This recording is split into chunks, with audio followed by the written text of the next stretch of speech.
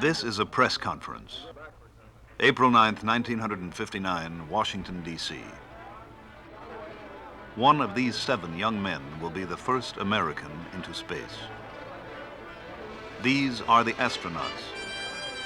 United States Project Mercury.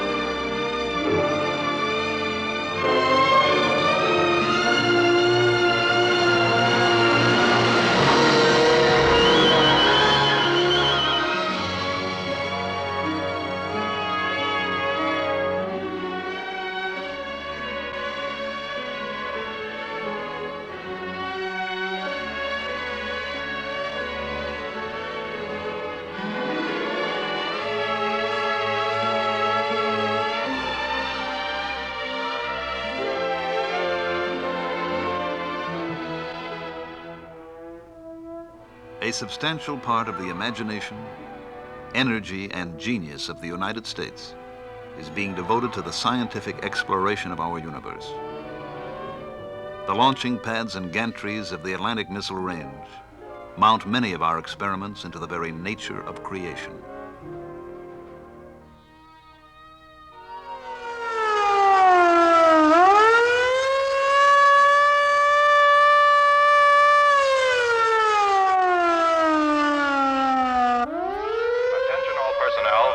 Please clear the launching area.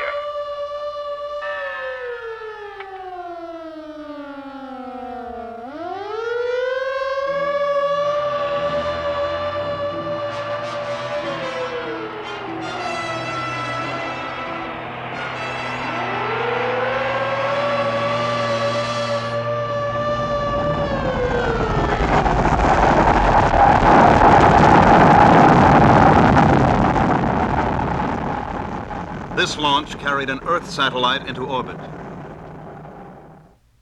Soon, before the Earth turns many hundred times, a man will climb into a capsule at the Atlantic Missile Range and be hurled headlong into space.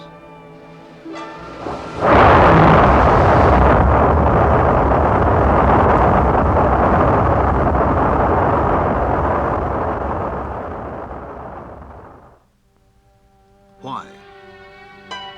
Why must man go into space? Why must he attempt this new and forbidding environment? Space with its belts of radiation, meteorites, solar winds, unknown cosmic forces. To explore his world, man has always risked the unknown. Because it is unknown, and man's nature is to know.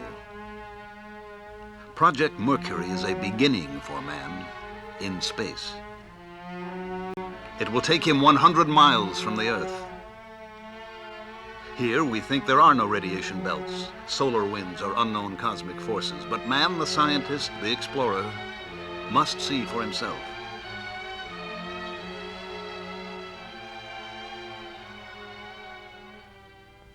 Each component of Project Mercury will be held up and measured in the unbending light of scientific truth. Will it work? Why?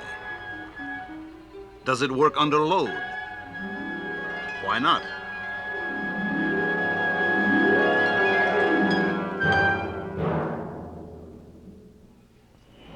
The problem of selecting pilots to represent the United States in space was approached from the same uncompromising direction.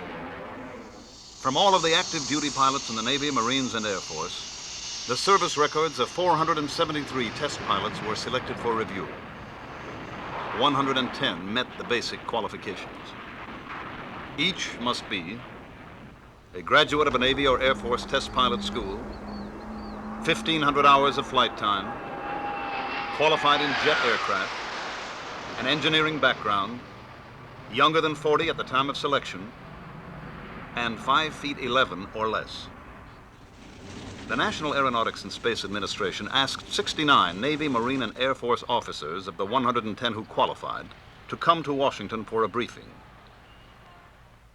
They were interviewed, tested, and asked to volunteer for the Project Mercury mission. 6 were discovered to be too tall. 16 declined. And 47 volunteered. 32 were asked to continue through a series of capability tests which would indicate not the best man in the group, but the various degrees of qualification of each man.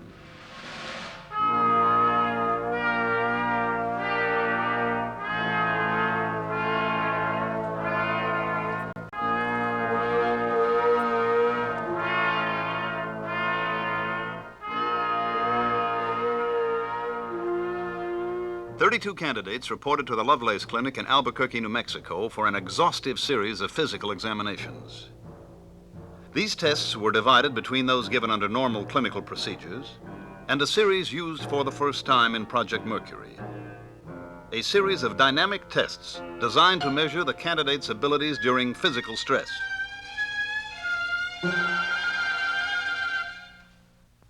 Laboratory studies were made in each physiological area. As military pilots, these men had passed yearly flight physicals.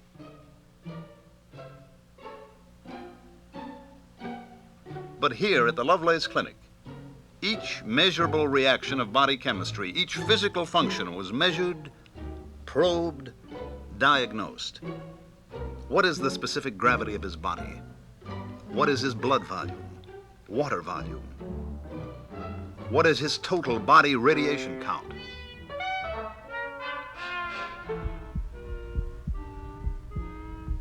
We are listening to his heart.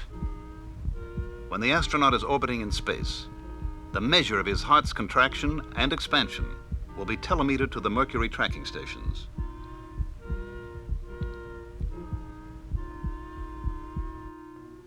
After a week of examinations, the candidates were sent on to the Wright Air Development Center in Dayton for stress evaluation and psychological tests.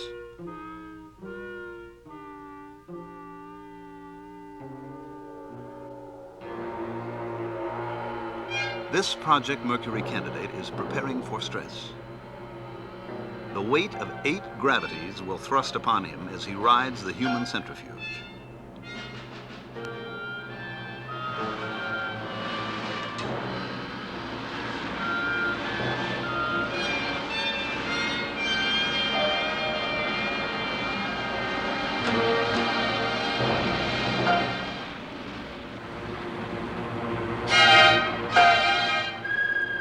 His reactions are studied. The results will indicate how he fared under multiple gravity forces. Did he show a tendency to pull back? No. Was his tolerance level low or was it high? Now, can we shake his equilibrium?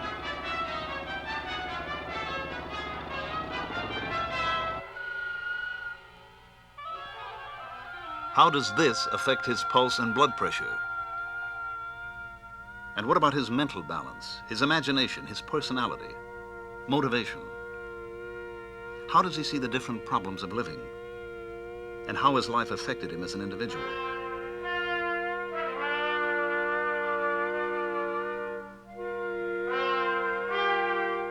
Test his memory, comprehension, perception, visualization. Ask him to describe himself in 100 different ways with a battery of tests. Now, take him up to 65,000 feet for 1 hour in a pressure chamber.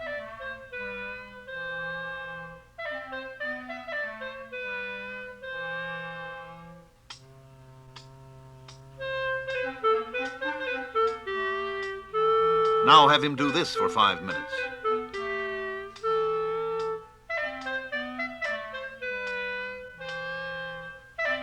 Then ask him to take a walk. Walk until his heart beats 180 times a minute. Elevate the incline 1 degree every minute. These tests continued until all 32 men had been evaluated.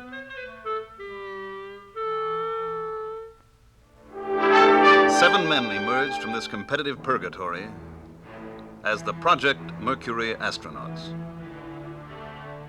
At McDonnell Aircraft, they saw a model of the space capsule they would ride into orbit. They sat in the cockpit for the first time. This is the beginning for each of them. Captain Donald K. Slayton, United States Air Force, age 35, from Sparta, Wisconsin. Lieutenant Commander Alan B. Shepard, United States Navy, age 35, from East Derry, New Hampshire. Lieutenant Commander Walter M. Schirra, Jr., United States Navy, age 36, from Wardell, New Jersey. Captain Virgil I. Grissom, United States Air Force, age 33, from Mitchell, Indiana. Lieutenant Colonel John H. Glenn, United States Marine Corps, age 38, from New Concord, Ohio. Captain Leroy G. Cooper, Jr., United States Air Force, age 32, from Carbondale, Colorado. Lieutenant Malcolm Scott Carpenter, United States Navy, age 33, from Boulder, Colorado. These officers were detailed by their services to report to the NASA at Langley Field, Virginia. Here, the National Aeronautics and Space Administration Space Task Group, under the direction of Robert Gilruth, had organized a training program for the astronauts. They were excellent students, and they had a realistic and tough-minded approach to Project Mercury. They had to know all the answers. Here, they discussed the flight tests. In the flight program, they would ride both the Redstone and the Atlas boosters. But a man would not ride either booster until the full test program was a success. The schedule included first instrumented capsules, then capsules with a monkey aboard, and then one of the 7 would go into space. The schedule also provided for the problems of flying near the Earth. They must maintain their proficiency in high-performance military aircraft.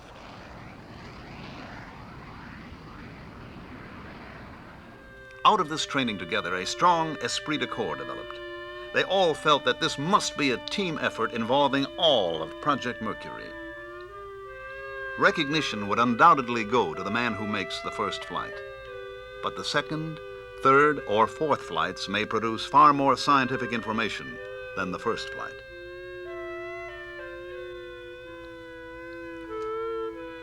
Soon, all of the astronauts were busy qualifying themselves for space flight. They rode the human centrifuges of the Air Force and the Navy. Here, they trained to increase their resistance to the forces of nature that were pitted against them.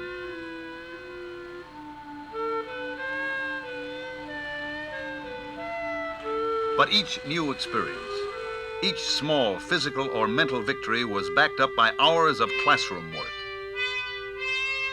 The time had come to select the pressurized flight suit they would wear. All of the suits tested were air-conditioned, had an attachable helmet, and would protect the pilot from heat and from the deafening 155 decibel noise of the blastoff. The problem was to select a suit which had complete pressure integrity, which was resistant to temperature and was not too bulky, a suit which allowed comparative freedom of movement, yet a suit which was completely reliable.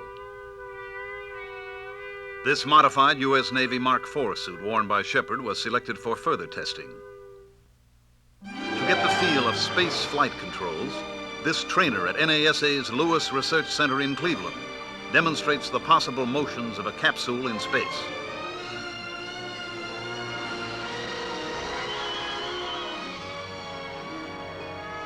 While the astronauts perfect themselves for their mission, the hardware of Project Mercury is being tested, evaluated, reshaped, and tested again.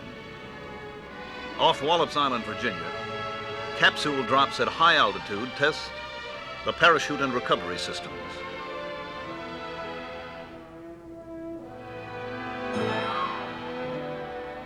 At 10,000 feet, the parachute will open.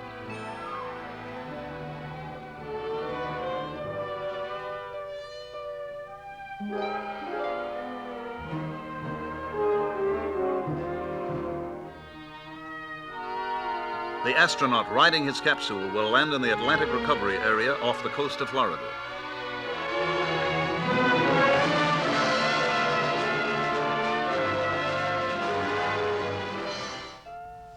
The astronaut must learn to tolerate the heating he encounters during his fall back into the atmosphere. These quartz tube lamps produce great heat.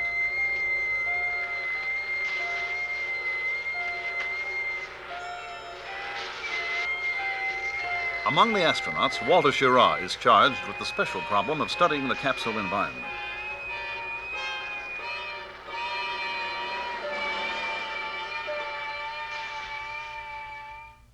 But there are some moments of rest for the astronauts.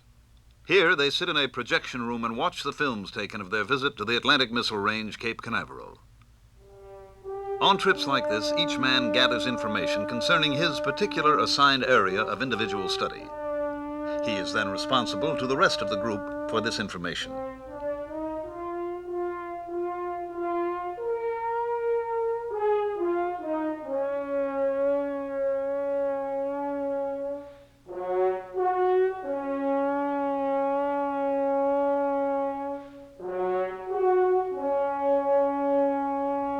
Grissom's area of responsibility is the flight control system, including the automatic pilot.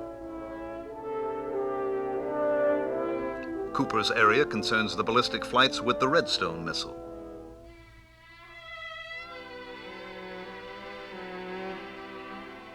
Shepard is concerned with tracking and recovery of the capsule.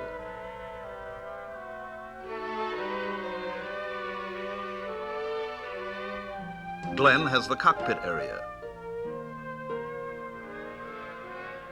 Carpenter, communication and navigation.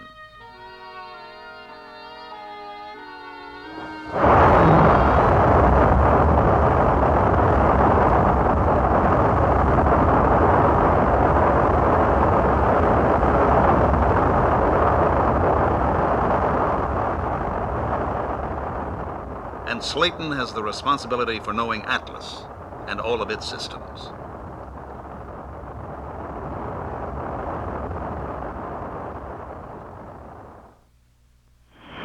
The possibility that trouble may develop with the Atlas or the Redstone during the countdown or during the takeoff is looked squarely in the eye by the astronauts and the engineers behind Project Mercury.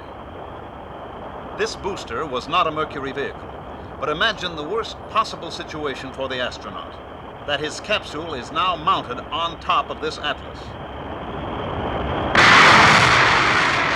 The escape rocket takes the capsule away from the booster.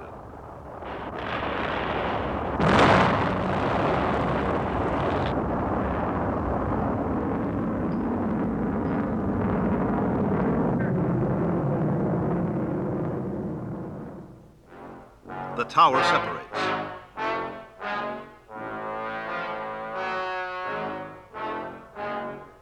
The parachute opens, and the capsule lands in the sea.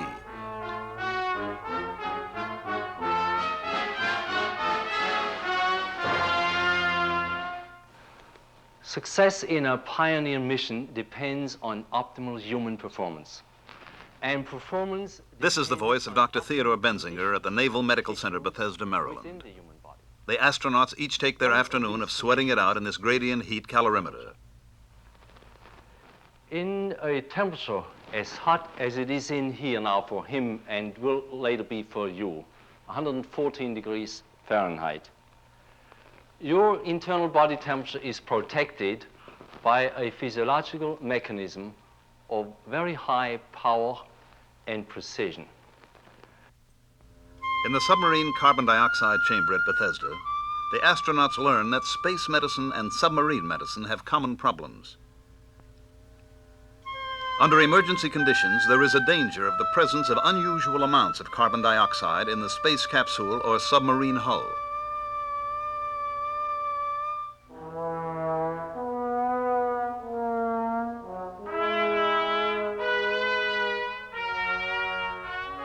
After 2 hours in the chamber under 3% carbon dioxide, these men are tired.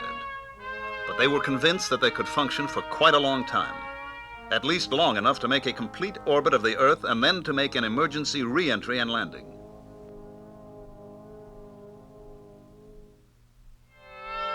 But before a man's life is risked in space, animals will undergo the same operational stresses.